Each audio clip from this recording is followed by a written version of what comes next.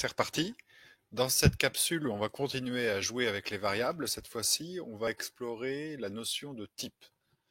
En VBA, de mémoire, il existe 14 types différents et on a la possibilité de définir soi-même ces types de variables.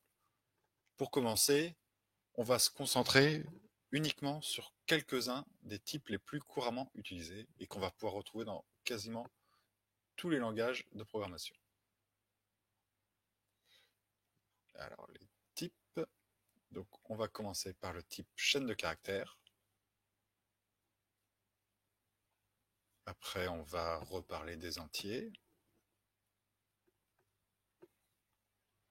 Ensuite, on va parler des nombres réels, dans lesquels on va pouvoir représenter des entiers, des nombres rationnels et irrationnels. Donc, ces deux derniers avec une limite sur la précision.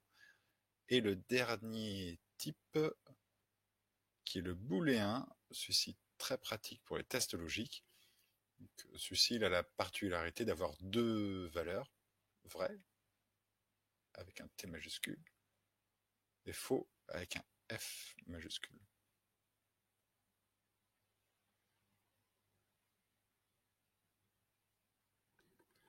Allez, c'est parti. Donc, on va commencer par déclarer ici, pardon, juste là, une chaîne de caractères.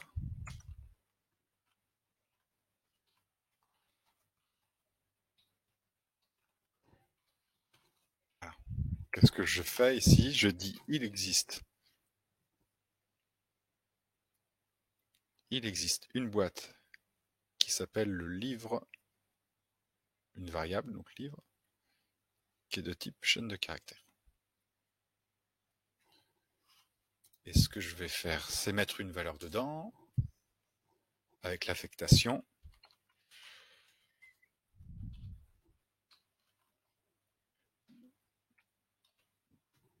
Qu'est-ce que ça veut dire? Quand on aura exécuté cette ligne-là, c'est-à-dire qu'à l'intérieur de cette boîte, qui s'appelle livre, je mets le texte Bible. Et puis ensuite, on va pouvoir utiliser le contenu de cette variable un peu plus tard. Qu'est-ce que je peux faire avec ça? Je peux dire que dans la zone qui s'appelle A2, je vais changer la valeur. Qu'est-ce que je mets dedans? Le contenu de la variable livre. Donc là, on va commencer ici. Quand on va exécuter cette ligne-là, on va faire d'abord une évaluation.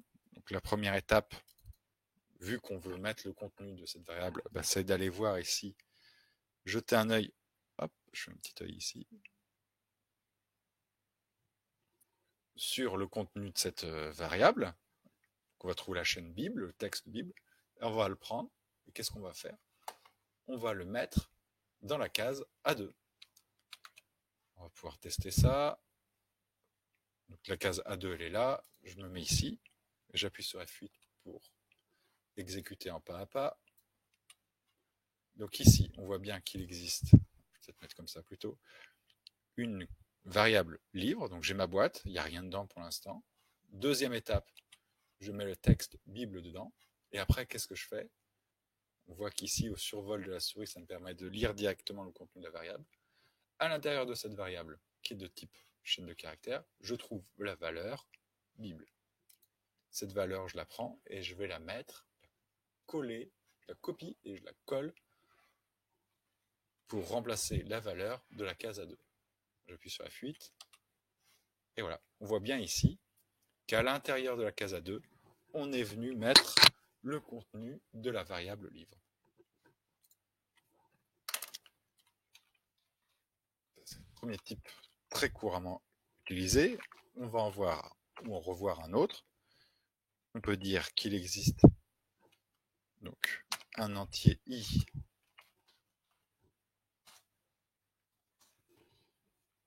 nous crée une case. Je vais exécuter ici. On voit bien, il existe un entier i dont la valeur pour l'instant c'est 0.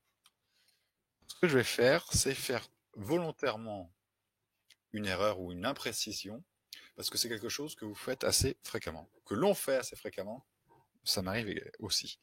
Qu'est-ce qui se passe quand, par exemple, dans une variable de type entier, on vient y mettre le contenu d'une case? Tiens, par exemple, je vais dire i reçoit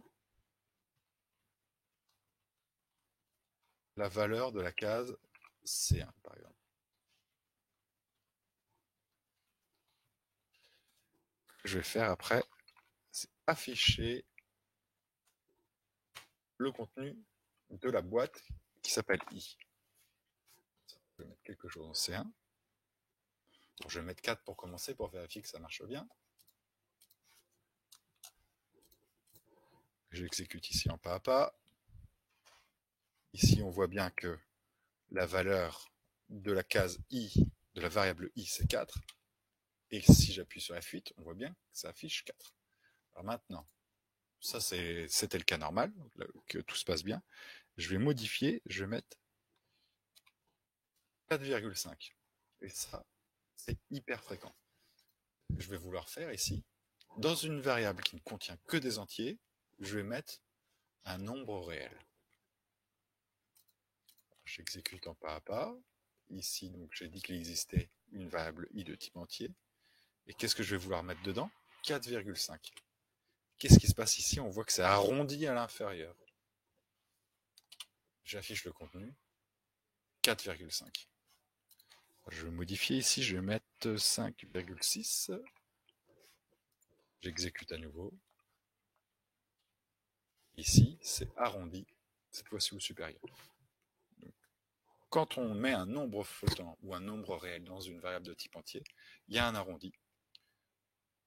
Si la valeur est inférieure ou égale à l'entier plus 0,5, c'est arrondi à l'inférieur, et au-delà, c'est arrondi au supérieur, comme on le voit ici, 5,6, c'est arrondi à 6. Donc c'est une erreur hyper fréquente, ça fausse tous vos calculs, ça peut fausser des résultats scientifiques, c'est très embêtant. Des résultats monétaires, c'est problématique. Bon, quand on travaille par exemple sur des tailles sur lesquelles on peut avoir de l'imprécision, ou un poids sur lequel on peut avoir de l'imprécision, c'est pas très grave. Mais la plupart du temps, c'est problématique. Donc il faut avoir ça vraiment tout à fait en conscience. Donc pour éviter ce problème, ce qu'on fait, c'est qu'on utilise un autre type qui s'appelle le type double. Il y en a plein d'autres qui existent qui permettent d'utiliser des réels en VBA, mais celui-ci, c'est un des plus fréquemment utilisés. Donc maintenant, je dis que i n'est plus de type entier, mais de type double. Non. Donc, la valeur pour l'instant, c'est 0. Quand je vais récupérer 5,6 pour le mettre dedans, on voit bien ici que c'est bien représenté sous la forme d'un nombre réel. Et si je l'affiche, j'ai la valeur ici. Donc, dans le doute, si vous voulez travailler avec des nombres, n'utilisez pas le type entier, utilisez plutôt par défaut le type double. Et si jamais vous avez l'exigence d'avoir uniquement une variable de type entier, vous pouvez basculer sur le type entier, integer. On va maintenant effacer ça et aborder donc le dernier type, qui est le type booléen, très fréquemment utilisé. Je veux dire, il existe une case B de type booléen. Dedans, je vais mettre, ça vaut vrai. J'ai une valeur possible ici, vrai ou faux. C'est très utilisé comme opérateur de logique dans les tests et dans les boucles. Alors, on reviendra dessus plus tard, mais je vais donc écrire ici mon premier test. Si B est vrai, est égal à vrai, alors je vais ouvrir une boîte de dialogue qui dit que les booléens sont super cool.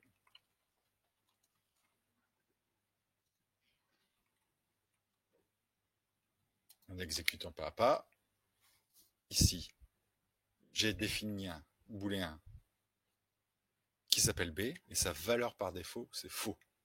Quand on n'initialise pas la valeur, la variable, ce qui est plutôt une mauvaise pratique, par défaut, on a faux dedans.